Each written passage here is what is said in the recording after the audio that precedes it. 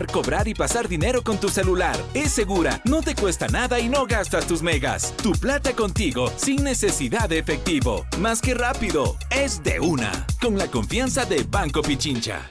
Con tus tarjetas Diners Club Titanium y Discover, paga en línea tu impuesto predial y recibe descuentos exclusivos por pronto pago. Además, difiere hasta 12 meses. Conoce más en www.dinersclub.com.es. Diners Club, unión sin límites. Fin de espacio promocional y publicitario. Con toda la fidelidad, con toda la fidelidad. Un manejo informativo solvente. Democracia.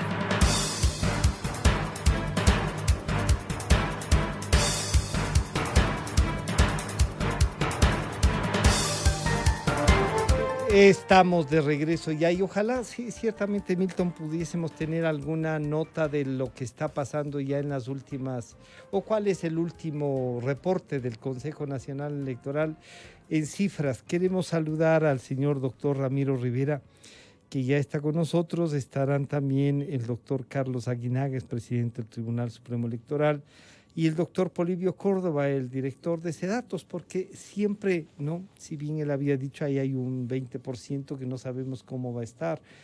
Y ya está. Doctor Rivera, bienvenido, buenos días. Una lectura de lo que pasó en la jornada de ayer es importante, será bueno reflexionar. Nuestros anteriores invitados coincidían en pedir calma y en decir, miren, se resuelve los resultados electorales y ahí habrá que iniciar un trabajo. Están ahí, son décimas, ¿no?, de diferencia, unos ratos pasa el uno, otros ratos el otro. En todo caso, este es el país. Lo que sí se ratifica, y hemos dicho desde el programa anterior y desde ayer que hemos comentado cosas, es que el 66%, José Hernández decía, no, es el 68% de los ecuatorianos está en contra o no quiere un modelo de gobierno que represente el correísmo. Bienvenido, doctor Rivera. ¿Cuál es su lectura del proceso electoral de ayer? Buenos días, Francisco. Podríamos decir que el proceso electoral que culminó en su primera fase el día de ayer trae novedades que no la habíamos advertido nadie. Por ejemplo, el correísmo de las elecciones del 2017, donde alcanzó el 39.36, ha bajado 7 puntos. La candidatura del señor Lasso, que teniendo 29%, ha bajado 10 puntos. Eso nadie lo habría presumido o creído, menos aún cuando el 2017 él logró el 29% y el Partido Social Cristiano con Cynthia Viteri el 16%. Obviamente usted, Francisco, en una campaña no puede hacer una suma de lógica simple, porque eso sería una real tontería. Lo que queda claro es que más de las 2/3 partes de los ecuatorianos ha rechazado a Arauz. Es decir, aquí se ha producido una derrota del correísmo que nos vendió con grandilocuencia que iban a ganar en la primera vuelta, creó un ambiente de triunfalismo con una campaña multimillonaria y el Ecuador ha dicho no. Casi el 69% de cada 100 ecuatorianos ha dicho no a lo propio, no al autoritarismo, a la prepotencia, a la corrupción, y ese porcentaje que tiene el señor Arauz es su máximo techo. Es decir, no da más. Tener más votos para él será una tarea que va desde lo difícil a imposible, porque hay un rechazo a 14 años de correísmo en versión Rafael y en versión Lenín. ¿Qué es lo que va a suceder, Francisco? Altamente probable que el presidente de la República será quien quede en el segundo puesto de la primera vuelta, ya sea el señor Yacu Pérez o ya sea el señor Guillermo Lasso. Podríamos decir que Guillermo Lasso la tiene un poco más difícil por toda una escuela de resentimiento, de odio y rencor que sembró el correísmo, tan grande que hasta el señor Yacu Pérez nos dice que hay solo tres formas por las cuales hay ricos. Él dice, o porque han heredado, o porque han sacado la lotería, o porque han robado. Es decir, fíjese usted que Se para el instaló el señor, pensamiento. claro, yo evocaba a mi lectura en mi juventud el libro de Jacques-Louis Proudhon, el socialista utópico, que decía, la propiedad es un robo.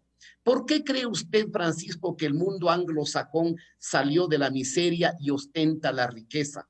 Por la influencia del pensamiento del protestantismo, por el interés en el trabajo, en el esfuerzo, en la disciplina, en sacarse la mugre, en persistir, en tener ideales.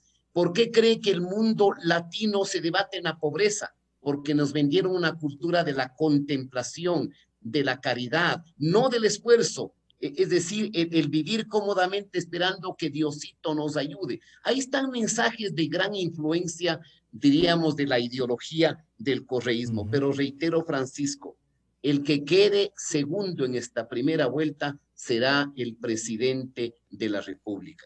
Y otras novedades, como habría sido impensable que el 87% de los electores hayan optado por 4 candidaturas de las 16. Ajá. Y la campaña, Francisco, haya terminado siendo una especie de pasarela de pequeñas vanidades, de fatuidad, de banalidades. Ahí tiene usted un candidato como el señor Montúfar, que lo que ha hecho es inmolar, lamentablemente, a un periodista valiente, lleno de coraje, de lucha contra la corrupción, que ha sido Fernando Villavicencio, que le habríamos querido tener en la Asamblea Nacional. Se inmoló por su torpeza, por su ruindad, en simplemente dedicarse a atacar la candidatura de Guillermo Lasso y sospechosamente no decir una sola palabra de la candidatura del señor Arauz.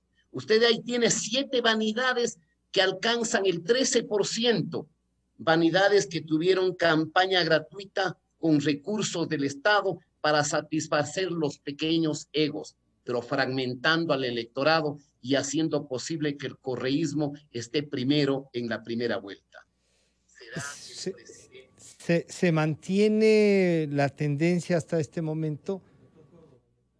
16.2% el señor Edbas, 19.80% el señor doctor Yacu Pérez y el señor Guillermo Lasso, 19.60%. El candidato economista Andrés Arauz está en el 32.20%. Quiero saludar al señor doctor Polibio Córdoba y claro, mucha gente dice, oiga, ¿pasó algo malo con las encuestas? Polibio, bienvenido, buenos días. ¿Se ratifican? Yo sé que las primeras, la información final que daba datos nos hablaba de siempre hay ahí un 20% que todavía no sabemos por dónde se decanta y entonces ahí se repartía ese 20% entre lo que ya tenía el señor Pérez y recogió el señor Herbas. ¿Cuál la interpretación a los resultados desde el punto de vista de las investigaciones? Doctor Córdoba, Polibio, bienvenido, buenos días. Buenos días, ¿sí me está escuchando? Sí, sí, perfecto. Bueno, hemos hecho un seguimiento, pues como no podía ser de otra manera, muy continuo. Y este trabajo no es solamente el del día de ayer, realmente ha sido 2 semanas de mediciones diarias y se han visto los cambios que se iban dando. Y pues ayer fue una culminación ya, fueron 34,000 entrevistas que se hicieron en las 23 provincias, con una reacción muy favorable de la población hacia la colaboración con nosotros. Desde luego tuvimos tremendos problemas, más de 50 jóvenes y señores y señoritas que los apresaron. Tuvimos que inmediatamente pedir la colaboración de la policía, lo cual lo hicieron muy bien. Estuvieron saliendo al mediodía en algunos pueblos muy maltratados, pero por elementos, incluso elementos de la policía y de elementos extraños. Nos han venido amenazando como no tiene idea, Francisco. el día jueves fui objeto de una amenaza tremenda, ¿no? Que decía que lo único que tengo que hacer es desaparecer. Volvió el tiro fijo y te tenemos en la mira. Horrores. Tuve que hacer una denuncia a la fiscalía para que me den protección tanto personal como familiar y también de la institución.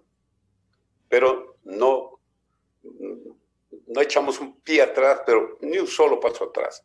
Nuestro trabajo ha sido muy intenso. Yo tengo que agradecer a los más de 1.500, 1.600 personas que se distribuyeron en todo el país.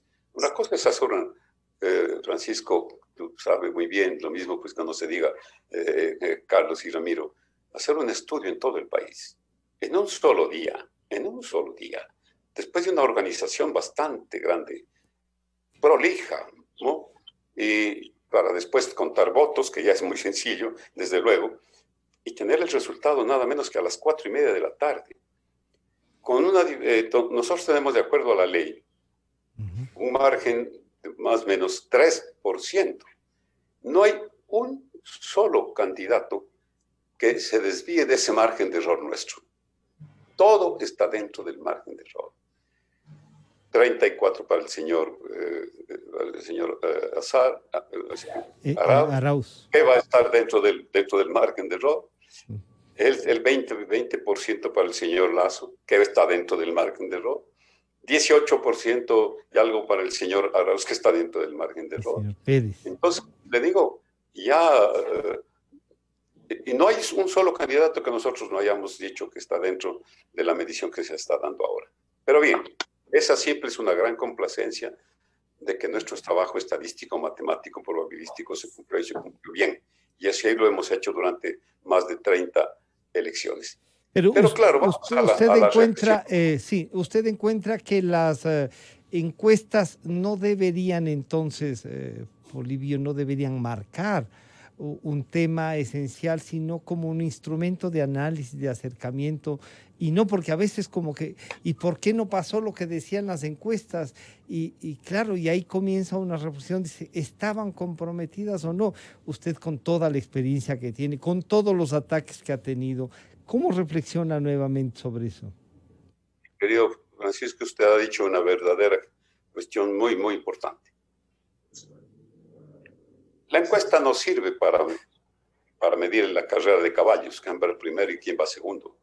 Eso es no hacer uso de un trabajo que es un trabajo que sirve de análisis de la opinión pública, de lo que la población espera, del análisis del candidato y de los otros candidatos. Eso lo hace la población. Hemos hecho durante todo este tiempo consultas realmente a no menos de unas 50,000 personas. Y hemos logrado tener al final las grandes preocupaciones ratificadas por la población. Su situación crítica, su situación económica, su situación de seguridad, su situación de salud, de poder recuperar el trabajo perdido, la pobreza como ha aumentado tanto. Y entonces, ¿qué es lo que la población aspira? Que los candidatos no sean solamente los que pasaron por la campaña. Esa campaña de la lista 1, de la lista 1-5, una campaña pero realmente tan numerosa, que incluso participaban más personas de los que asistían a las sabatinas, con una serie de ofrecimientos, pidiéndoles casa a casa que tenían que incluso firmar para comprometerse para recibir el bono. Y bueno, campañas que más fueron folclóricas en muchos casos, campañas en las que se analizó un asunto personal, pero no nacional. Los debates, por ejemplo, que debieron ser motivo para darse cuenta de cuáles eran los candidatos, en buena forma sí contribuyó. Lo vieron muy pocos, pero fueron debates que dejaron un vacío tan grande porque estábamos frente a candidatos sin la verdadera preparación. Nada de estadistas, nada de personas que conozcan lo que tenían que hacer. Y claro, ahora... Pero ahí, Polibio, permítame saludar a Carlos Aguinaga para volver al tema de la encuesta, de lo que sirve, de cómo fueron los resultados. Al doctor Aguinaga, 4 candidatos terminan obteniendo más del 80%, los otros pues están ahí. Pero esos 4 candidatos llevan, digamos, una carga que es, primero, los ecuatorianos salieron a votar, las mesas con todas las dificultades que tuvieron se instalaron, ese grupo de jóvenes a los que yo he dicho, oigan, muchísimas gracias por estar en las instalaciones y dar su tiempo del domingo, así se construye país. El proceso más allá de las confrontaciones, Carlos, internas y esa incapacidad de llegar a acuerdos de los miembros del Consejo Nacional Electoral, termina teniendo, diríamos, relativamente un proceso, no sé cómo calificarlo. ¿Cómo lo calificaría Carlos Aguinaga? Bienvenido, buenos días. Buenos días, Francisco. Un saludo cordial a Polibio y a Ramiro, igual a quienes nos están escuchando y siguiendo en redes. Bueno, realmente manejar un proceso electoral de 4 dignidades con un solo voto en cada dignidad es relativamente fácil. Es decir, no hay mucha complejidad. Lo que sí, evidentemente hubo pocos miembros de mesa, un alto nivel de deserción de miembros de mesa que no acudieron. En las aulas habían 2 o 3 gentes cuando deben haber 5. Y obviamente los efectos de la pandemia. No hubo muchos delegados de los partidos políticos, no hubo casi nada. Había que buscarles a ver dónde estaban los delegados de las organizaciones políticas, con lo cual falló el control electoral. Pero un proceso electoral se evalúa en su integridad, es decir, en lo que se ha hecho previo, en lo que hace en la organización de las elecciones y después de las elecciones. Y claro, ahí están en deuda el tema de control de la propaganda electoral, del uso del dinero en la política, que tienen que establecer otros mecanismos para segunda vuelta, orientar bien, por ejemplo, a la ciudadanía respecto a los sistemas que se van a emplear en la segunda vuelta electoral. Por ejemplo, ahorita hay un tema que es trascendental.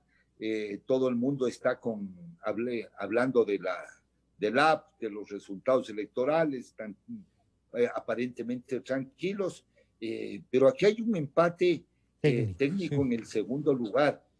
Y quiero decirle a la ciudadanía con claridad que el 13.96% a este rato que estamos hablando todavía no ha ingresado al sistema, porque tenemos, y ahí la terminología tal vez es el error, son actas ingresadas al sistema, son 97.56, sí, de las cuales, por ejemplo, las computadas, es decir, las contabilizadas, las sumadas, es el 83.60, y actas con novedades del 13.96%, el 14%. Es decir, todavía falta 1.300.000 votos de ingresar al sistema en la dignidad presidencial. Y actas por procesar, es decir, que no llegaron a este sistema, ya que no han llegado, que no están, deben estar en los sectores marginales abiertos, es el 2.44%, de tal suerte que aquí lo que yo quiero invocar y pedir a la autoridad electoral por este empate técnico y competencia que hay por el segundo lugar, que transparente de la forma más amplia a las 2 organizaciones, que se les entregue el 100% de la data, de las actas, de los procesos, que estén habilitados sus delegados, de tal suerte que tenga que ser el resultado que sea, pero con la mayor transparencia del caso. Porque la diferencia en este momento es de 0.20, pero falta el 14% de contabilizar e ingresar. Y eso no se ha informado adecuadamente a la ciudadanía.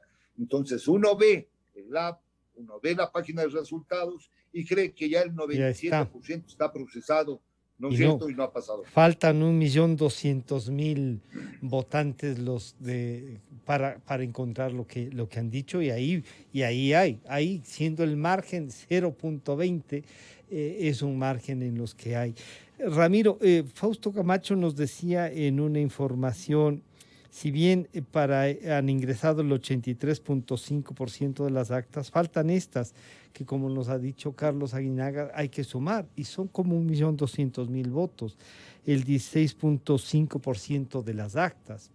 Pero bien, ¿cómo empatan esto? Y claro, porque también vale la pena ver cómo muchas encuestadoras que daban más del 40% al correísmo y la ganancia en una sola vuelta, fallan, y ahí sí se siente que hay una distorsión total.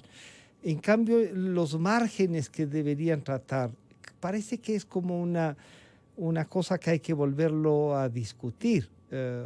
Ramiro Rivera nos decía hace un momento, oigan, aquí han habido comportamientos de sectores, quizá la propia declaración del Consejo el día de ayer pudo haber dicho hay un empate técnico porque hay una diferencia menos de un punto, está en el margen de error.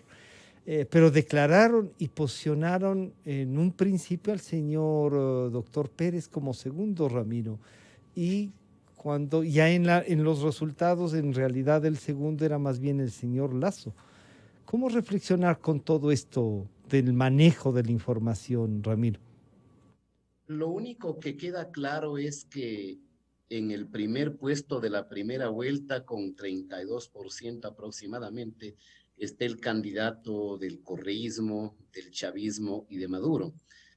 Y que además no hay que ser adivino para poder advertir que el presidente de la República será quien quede en el segundo lugar.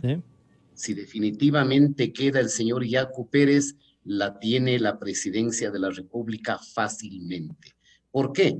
Porque el grado de resistencia, el grado de aversión al correísmo es fijo. Es decir, hay más de las 2/3 partes que le han dicho a Correa y a su candidato, el señor Arauz, que he reiterado varias veces, parece un robot, un androide. No lo queremos. Hay un rechazo a la corrupción, a la prepotencia, a la soberbia, a lo que significaron 14 años de oprobio. Ahora bien, el segundo puesto está por una fracción del 1%, y Carlos Aguinaga lo ha dicho con absoluta claridad. Me parece que el Consejo Nacional Electoral no actuó, sobre todo la señora Tamaín, que no olvidemos que es vinculada a Pachacuti y al movimiento indígena. No tuvo la prudencia de decir en el segundo puesto todavía hay dudas, hay una pequeñísima diferencia, virtualmente, Francisco, un empate. Y este es un tema que tiene que dilucidarse con la más absoluta transparencia, porque le escucho ya a don Yacu con arengas en las redes sociales pidiendo que sus compañeros indígenas vengan a Quito. Pregunto, ¿quieren ganar las elecciones tomándose y calentando las calles? ¿En dónde quedan las reglas del juego y los valores de la democracia? Ha dicho, no perderemos en la mesa de papelitos los que hemos ganado en los votos. Muy parecido a la frase de hace más de un siglo de don Eloy Alfaro, que no va a perder con los papelitos lo que ha ganado con las bayonetas. Una lección perfectamente antidemocrática y autoritaria. Entonces, cabe aquí un llamado a Yacu Pérez. Señor, serénese, tranquilícese. Usted ha logrado una gran votación respetable, con un discurso light, con una propuesta romántica, pero espere el resultado definitivo.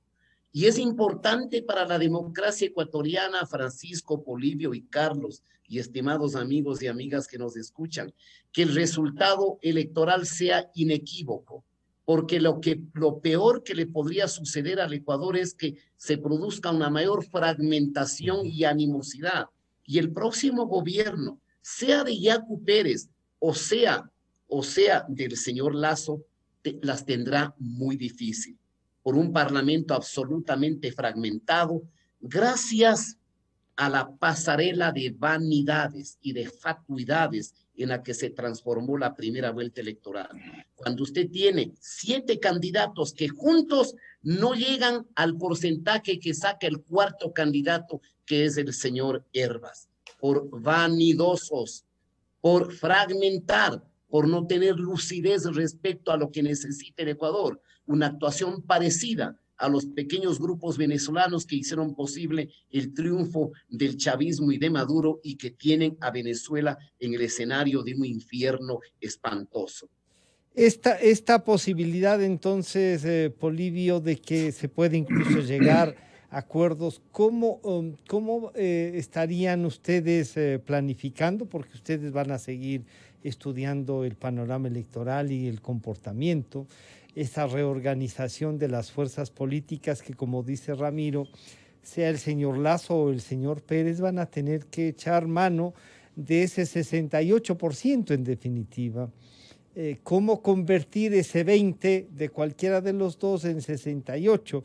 Pasará porque entonces ahora sí hay que ver las encuestas de qué quiere la población. Eso sería, Polibio.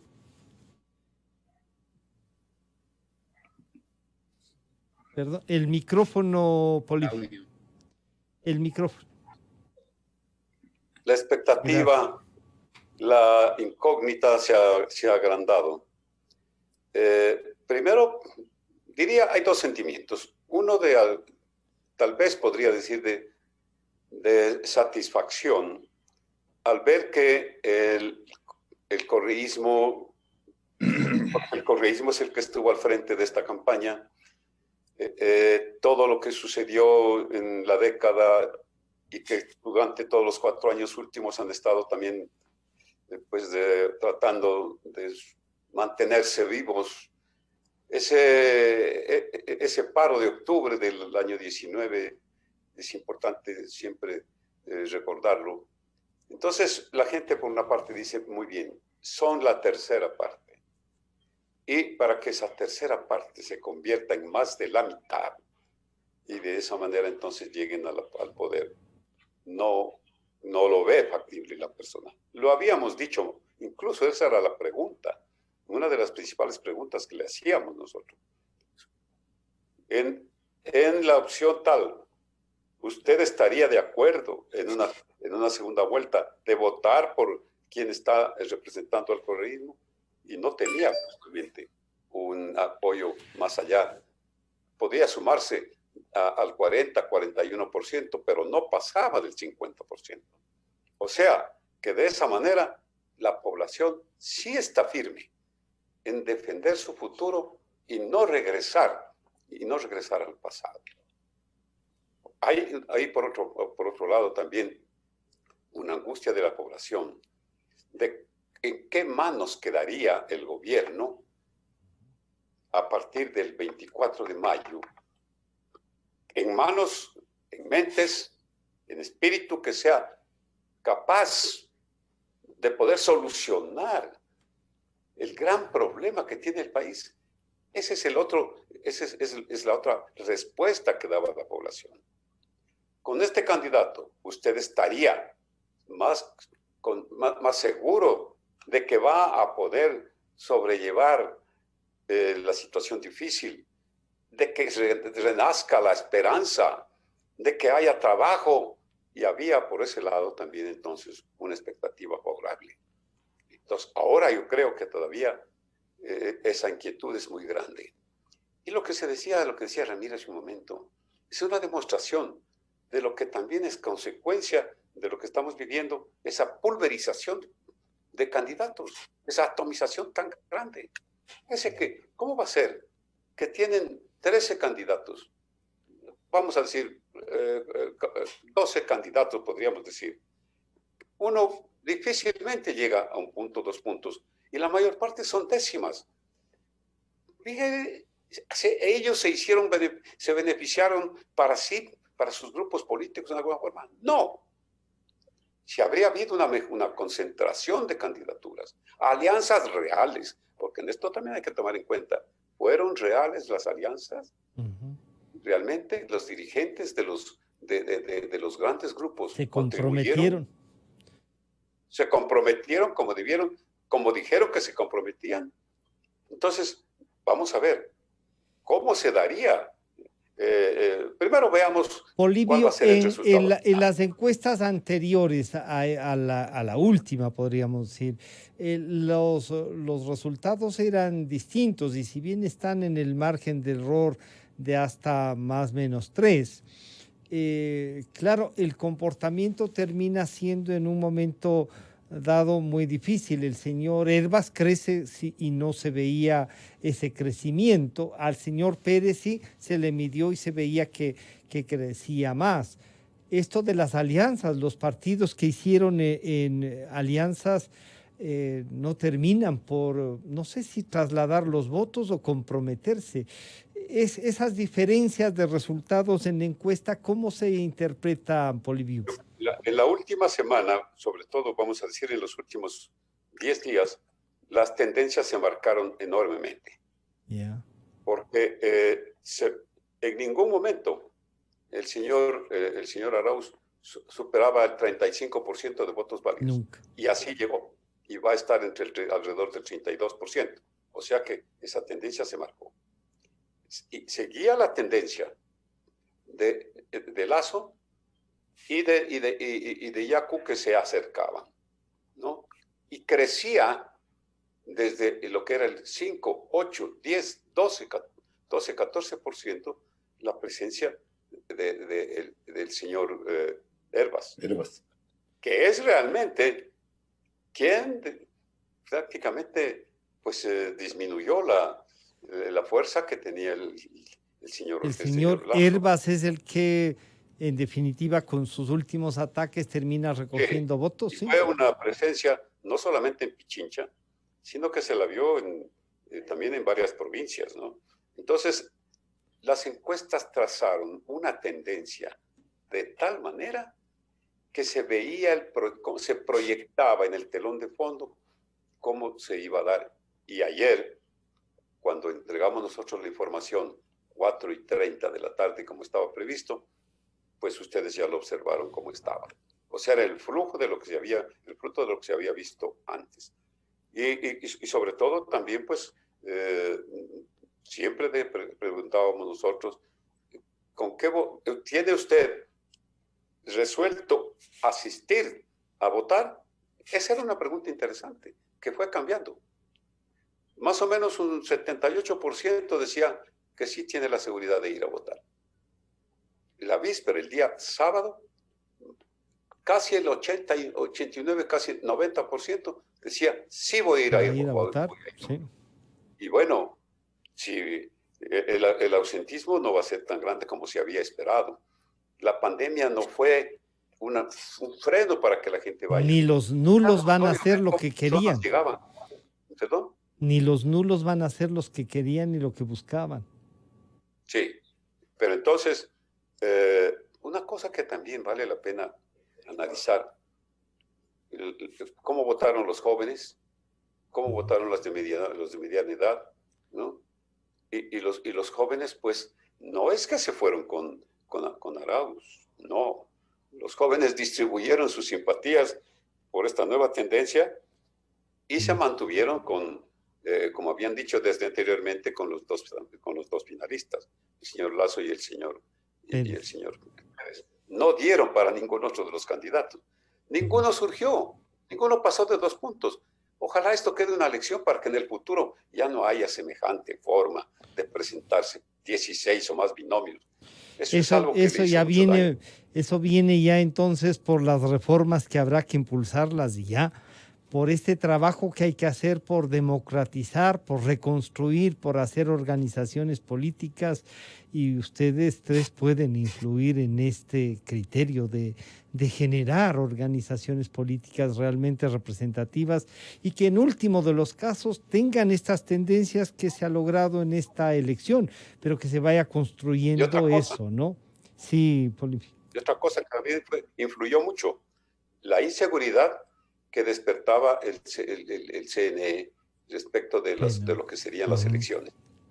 ¿Cómo va a ser que hasta semanas anteriores habían las discusiones y que también había la posible participación de un candidato adicional y que estaba auspiciado por movimientos que no realmente eran la demostración de la democracia. Claro. Entonces, por eso mismo quería, claro, por eso mismo quería consultarle al doctor Aguinaga este trabajo hecho y usando al contencioso electoral, que por Dios el país tiene que reaccionar, eso hay que eliminar ya. Eso no puede seguir siendo el foco de esta distorsión electoral. O sea, querían tenerle en vilo, si era posible, que suspendan las elecciones, sino por el capricho de un señor que lo que tiene es plata, usando a jueces que uno esperaría que sean respetados y respetables y que lo que han hecho es una vergüenza. Carlos, este es un elemento también, y después otros pidiendo el voto como anular, ya no estoy yo, entonces que todo se vaya al diablo. Todo eso y la falta, esta incapacidad de tener un acuerdo como Consejo Nacional Electoral, transmitía inseguridad, pero termina siendo un proceso en donde esa inseguridad que la trabajaron y que la está constante, resistió el proceso, Carlos. Bueno, aquí hay varios factores. En primer lugar, no es solo el tema del empresario y del movimiento de justicia social. A mí me parece que detrás de esto hay gente que de mayor influencia para controlar el poder político, y había acuerdos previos justamente para alterar, ¿no? Por un lado. Por otro lado, la gobernación electoral, y ahí cuando hablo de gobernación, de contencioso y de Consejo Nacional Electoral, utilizarle al contencioso para tener controlados a los miembros del Consejo Nacional Electoral. Pues no se explica de otra manera este proceso de destitución, ¿no es cierto?, de los consejeros, ¿no? Igual tiene incidencia política, porque además se supone que las sentencias deben ir corrigiendo el sistema electoral, no deben ir complicándolo. Entonces, yo primera vez que veo sentencias que modifican plazos, términos, o sea, eso es un absurdo total. Y vemos en los resultados electorales, en las candidaturas presidenciales, hay 7 organizaciones políticas que no pasan el 1.5%, que es el requisito mínimo para subsistir. En asambleístas nacionales son 6. Es decir, pero además, el sistema fue diseñado para fragmentar.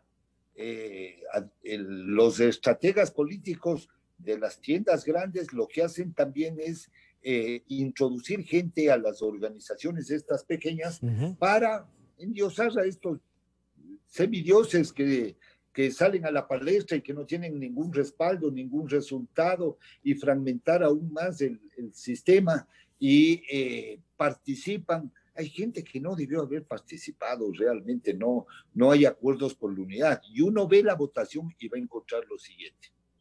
En la costa, la votación es por Arauz, es decir, una votación masiva, entre el 40 y 45% es masiva, y se distribuye el resto de la votación entre el Partido Social Cristiano, creo, la Izquierda Democrática, ¿ya? Y en la sierra uno va a analizar los resultados y encuentra toda la dispersión, toda la fragmentación del caso.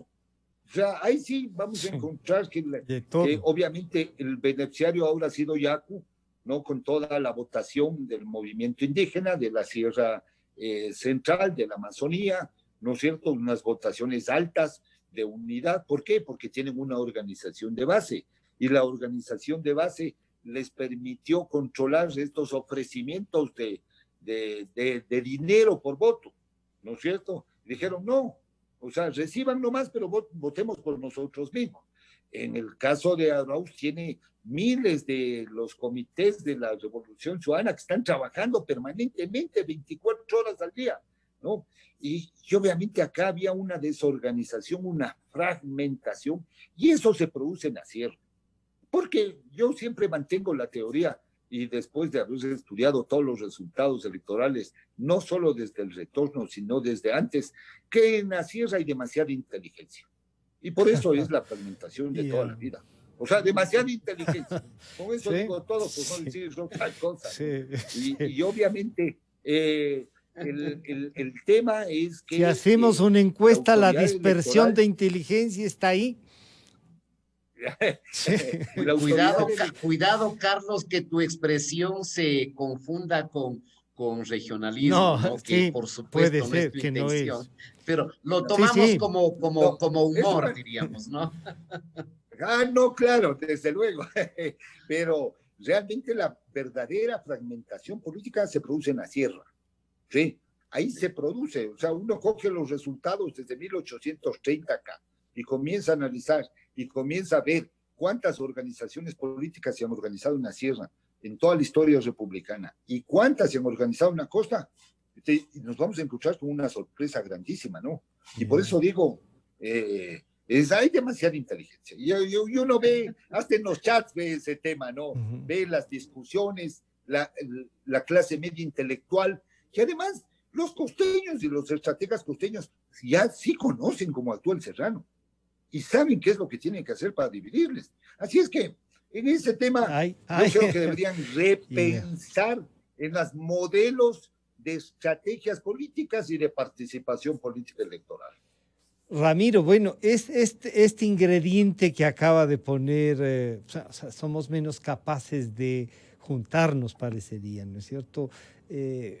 Hay más vanidades también. No sé pues, si es que es por el centro político que está en la sierra, en la capital, pero sí, sin más allá de que se vaya a percibir algo de regionalismo y eso, el análisis nos lleva a pensar entonces que este proceso electoral nos deja varios mensajes, no solo por los resultados obtenidos, sino por la necesidad, como decía Polibio y Carlos, de reestructurar la institucionalidad.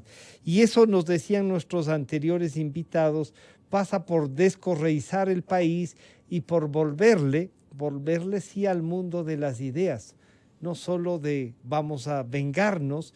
Y yo decía lo que dice el expresidente Correa, que reprisamos aquí, o sea, pagarán su culpa a los traidores, ¿no? Acá vengo con el látigo, y ahí están.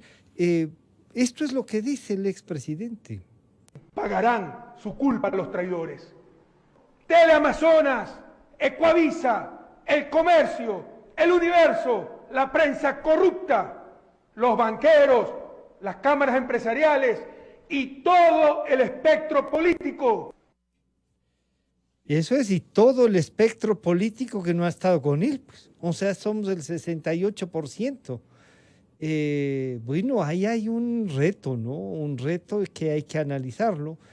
¿Qué mensajes nos deja el proceso en esto, Ramiro? No, Francisco, exactamente un Correa vengativo, resentido, lleno de iracundia, de odio, de sarcasmo, es lo que le condena al señor Arauz a quedarse con su 32%. Es lo que determina que tengamos más de las 2/3 partes de los ecuatorianos que le dicen no a un proyecto demoníaco de odio, de venganza, de muerte, por donde no hay cabida para la democracia, sino exclusivamente para la tiranía. Eso es lo que determina que quien quede en el segundo lugar será el próximo presidente de la República. Si queda el señor Yaco, la tiene sencillamente fácil, a pesar que su propuesta es extraordinariamente romántica y es un salto idílico y amoroso hacia el abismo. El correísmo es el camino al infierno. Si queda en segundo puesto el señor Lasso, la tiene un poco más difícil, pero no imposible, porque se ha terminado el primer tiempo y comienza un segundo tiempo. Pero sin embargo será un llamado de atención a su equipo de campaña, a sus asesores de campaña y de imagen, para que puedan reformular una campaña. Una campaña no puede ser tan aburrida. Una campaña no puede ignorar segmentos de la población fundamentales que son los jóvenes, donde tiene éxito el señor Hervas, con 100 o 200 TikToks. A propósito del señor Herbas, solamente quiero hacer una analogía de historia para los que ya tienen edad, no para los jóvenes. Cuando en el 96 la izquierda democrática lanza la candidatura del señor Ehlers, lo único que provocó es bloquear la candidatura de Rodrigo Paz y de facilitar el gobierno de Abdalá Bucaram. Y ahí comenzó la tragedia. Hoy se ha vuelto a repetir una candidatura que receptó una parte del electorado de las capas medias que le ha afectado al señor Lasso y le lleva al Ecuador probablemente a un enorme salto al vacío. Finalmente, Francisco, el Ecuador no es viable como democracia con el sistema político caótico que tenemos. Este sistema fue producto del diseño perverso de fragmentación del correísmo. Un país con 286 organizaciones políticas es una locura. Un financiamiento público gratuito sin pedirle una contraprestación a este pequeño desfile de egos, a lo que denominaría la pasarela de pequeñas vanidades, donde usted tiene 7 candidatos, 6 de la sierra y 1 de la costa, para afianzar la hipótesis del estudio de Carlos Aguinaga, donde ninguno de ellos tiene el 1%, donde varios de ellos no tienen ni siquiera un fragmento de la 1/4 parte del 1%, porque la campaña es gratuita, porque extienden la mano para recoger dinero, una parte a la campaña y otro al ahorro personal. Esto tiene que cambiar, esto tiene que cambiar. Tenemos que reformular la reconstitución institucional del Ecuador. Caso contrario, esto no tiene ninguna viabilidad. Se lo aseguro. Porque yo resumiría que lamentablemente usted tiene 32% de los ecuatorianos que apuestan al suicidio. Menos mal que ahí se quedarán. Es decir, la candidatura del señor Arauz es difícil o casi imposible que crezca, pero tiene un 19% que se enamora de un discurso romántico que en el mejor de los casos sería un salto al vacío. Polibio, entonces esta campaña en la segunda parte deberá tomar en cuenta lo que dicen los estudios, cómo plantearlos y cómo llevar adelante esos y cómo buscar ese acuerdo nacional. No sé si es que también hay algún estudio que diga necesitamos que los líderes hagan tal y tal cosa entre ellos, que no se, que manteniendo sus propias discrepancias lógicas, democráticamente, encuentren más allá de sus postulados un camino conjunto para un país viable que reclama Ramiro este momento, Polibio. Muy interesante el planteamiento, el que mencionó Carlos y también el que acaba de decir Ramiro, muy ciertos. La expectativa hacia el futuro se ha agrandado, se ha ampliado mucho más de lo que estaba, porque lo que nos viene es lo que nos interesa. La población lo que está es temerosa. Solamente hay un 7% de optimismo. ¿Cómo le parece eso? El 93% está preocupada, incierta y no sabe qué es lo que le puede suceder. Vamos a hacer un trabajo post-elecciones. ¿Y qué sucede? Ellos cuando cuando analizaban el porqué de su voto, decían porque queremos tener tranquilidad con nuestro trabajo y poder llevar a nuestra gente, a nuestros hogares un pan del día. La fuerza de la opinión pública ahora se la ve que es evidente, porque a lo largo de todos los trabajos que nosotros realizábamos, era como hacer un seguimiento de un paciente con estudios serios. Y la angustia, primero, de que se venga el correísmo y toda esa revolución, era evidente. Y aspiraban de que no vaya más del 40% con el señor Arauz para que sea presidente en la primera vuelta. Aspiraban también y siguen aspirando de que quien vaya a hacerse cargo del gobierno tenga unas verdaderas características, condiciones de lo que es un estadista, un conocedor de todo lo que es el país en todas sus regiones, en todas sus actividades. Lo folclórico no es la solución para la realidad del futuro que necesitamos. Pero entonces, ahora pues, es cuando más se tiene que decir al ciudadano que piense como es debido. La expectativa ha aumentado. La angustia ha crecido. Los jóvenes no saben realmente cómo es lo que va a ser el futuro y sobre todo también las personas mayores de 45 años en adelante.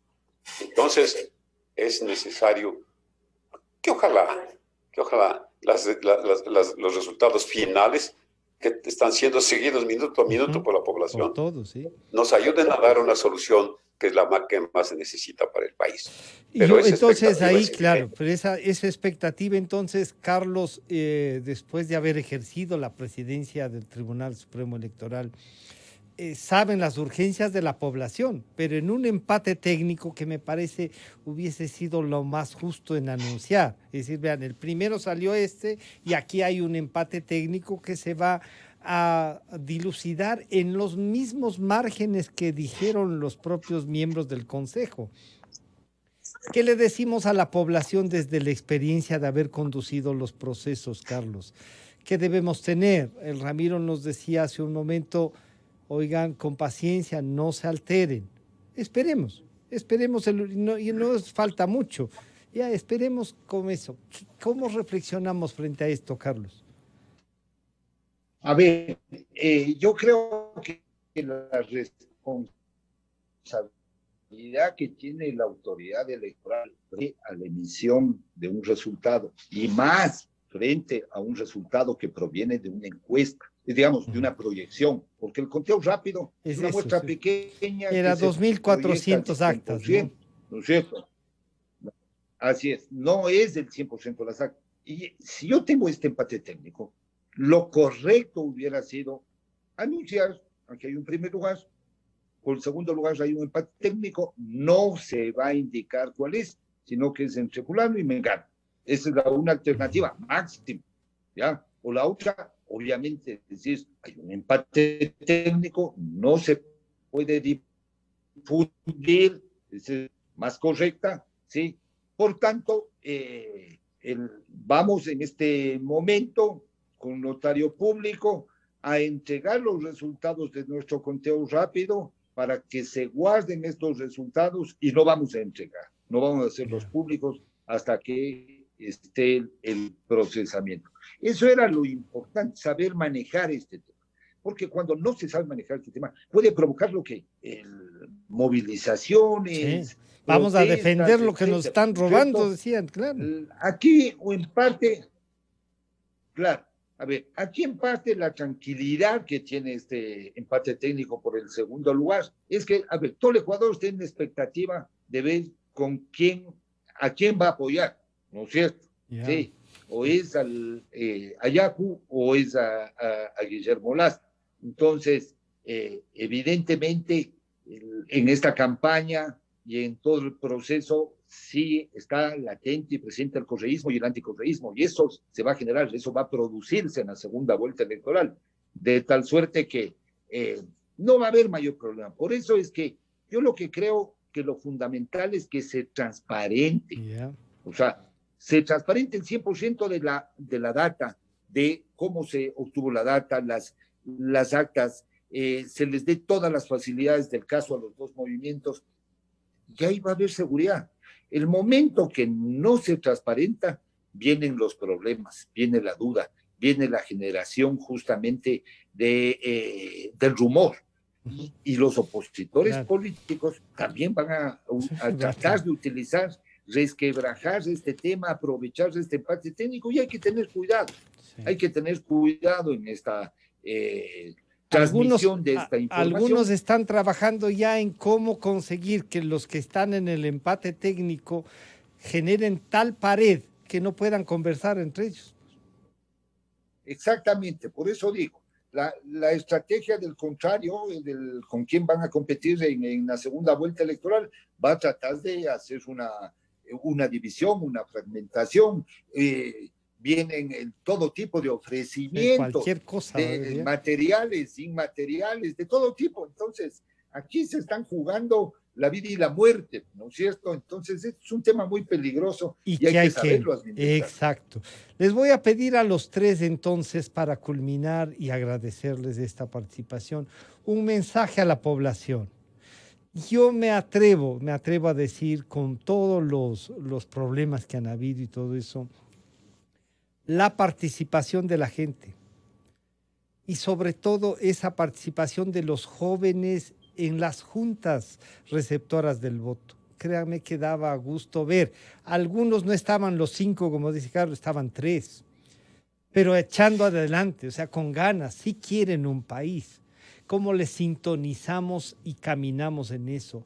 El mensaje que les podemos dar después de este proceso electoral, que podríamos decir, en medio de todo, salió adelante. Ramiro.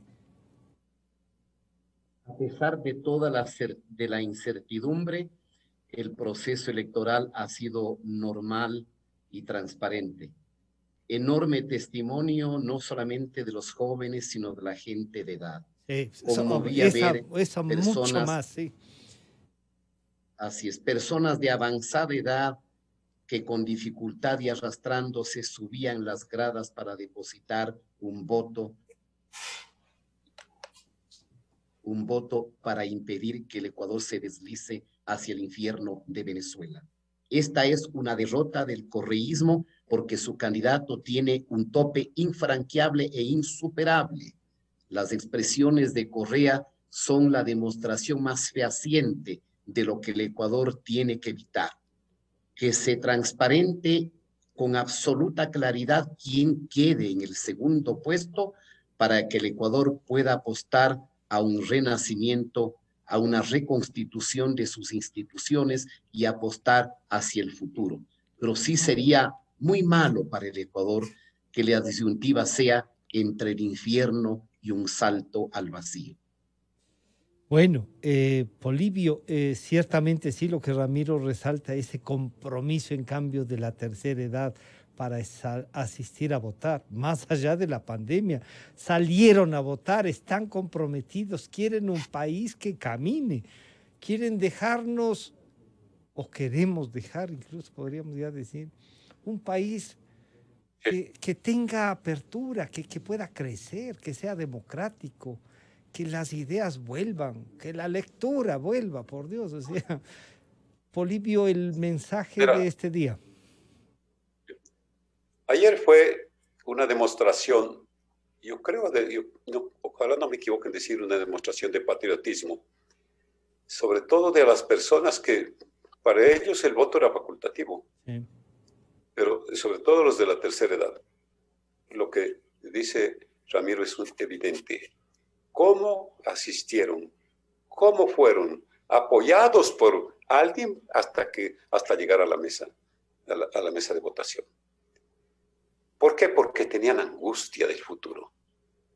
Pues porque tenían angustia de que el Ecuador de sus hijos, de sus nietos, sea un Ecuador placentero, un Ecuador en donde se haga buen uso de los recursos que son abundantes. Lo que se ha visto simplemente es un rechazo al pasado reciente, y lo que se quiere ver también es honradez, terminar con la corrupción.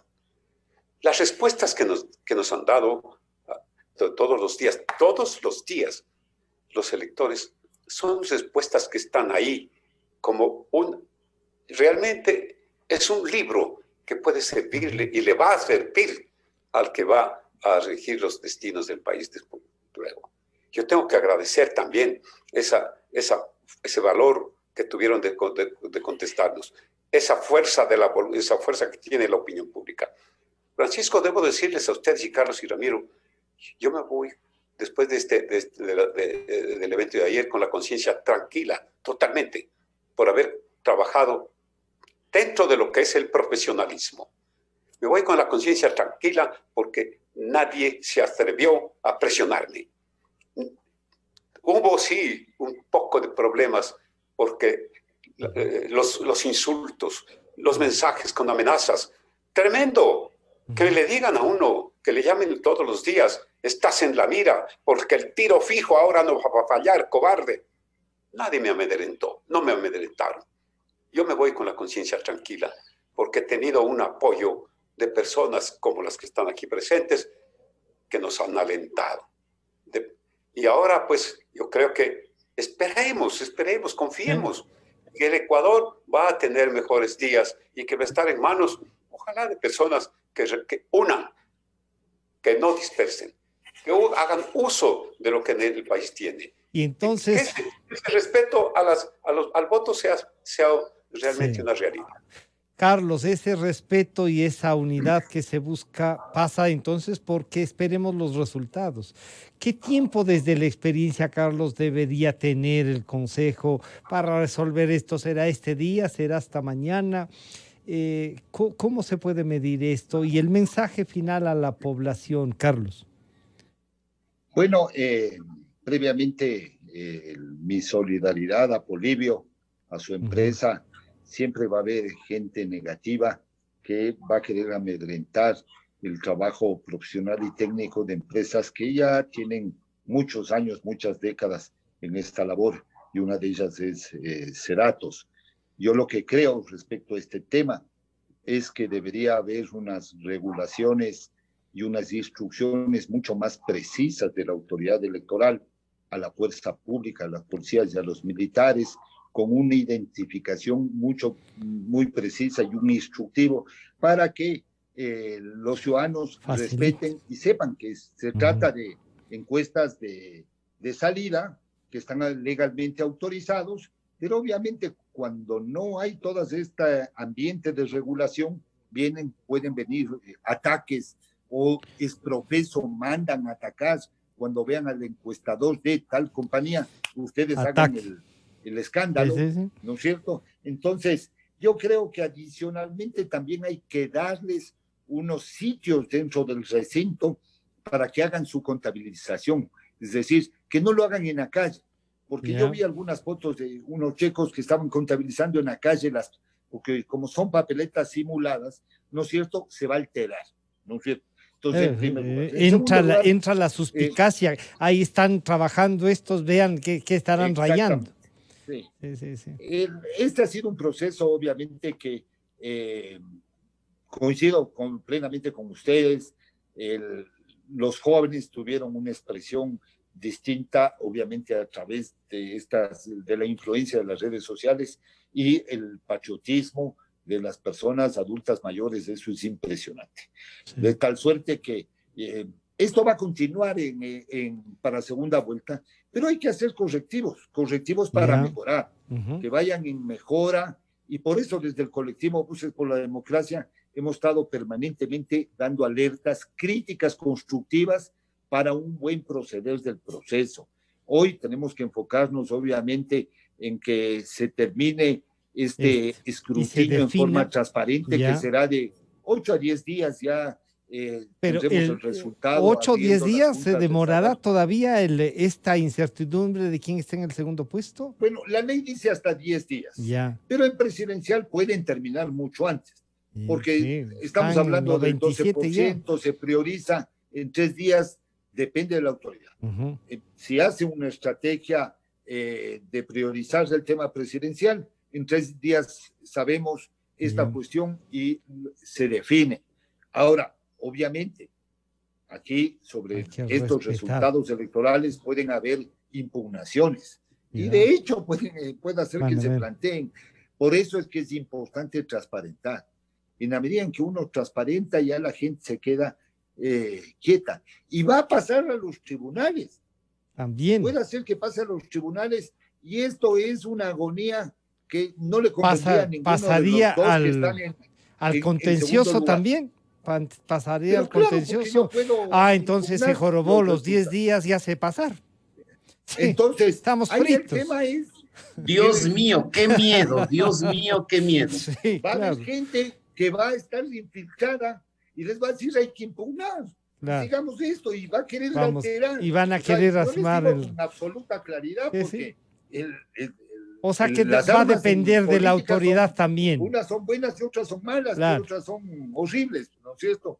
Entonces, Pero ahí hay que está. pedirles a los órganos electorales y a la ciudadanía que ejerza un control político, Ya. que ejerza la ciudadanía política. O sea, que ya nos dejemos mirar la cara por la utilización. Eso no perversa de los significa ni organismos. movilizaciones ni nada, sino seguimiento. No, pero hay que controlar. Ya. Hay que controlar y hay que tener una voz fuerte para parar este Y tipo paciencia. Lo que pasa es que, claro, paciencia, y con obviamente esta última pedir- cosa del contencioso electoral, ya como dice Ramiro, qué susto. Eso sí es que susto. Muchísimas Sí, gracias por lamentablemente, acompañarnos. No, pues se generaron eso. Carlos, muchas gracias. Ramiro, muchísimas gracias. Polibio, muchas gracias por acompañarnos. Estaremos en contacto. El seguimiento, como dice Carlos, es importante y la opinión de ustedes cuenta para el país. Ha sido un gusto conversar con ustedes y observar lo que nos está pasando como país. Gracias. Gracias, Francisco. Gracias a ustedes. Gracias, Francisco, Gracias. y mi solidaridad con Polibio Córdoba. Sí, bueno, Mi solidaridad Polibio con sabe usted, que Polibio. somos solidarios por estar aquí. Gracias, Polibio. Bueno, estamos terminando el día de hoy. Este es nuestro aporte, la reflexión, el análisis de lo que pasó ayer. Sí, resaltar la participación de los jóvenes y, claro, sobre todo la tercera edad que con voluntad, con gran experiencia y con esperanza salió a ejercer su derecho al voto, ¿no? Así vamos, siempre buscando la verdad, como dice nuestro director general Gonzalo Rosero. Hasta mañana entonces.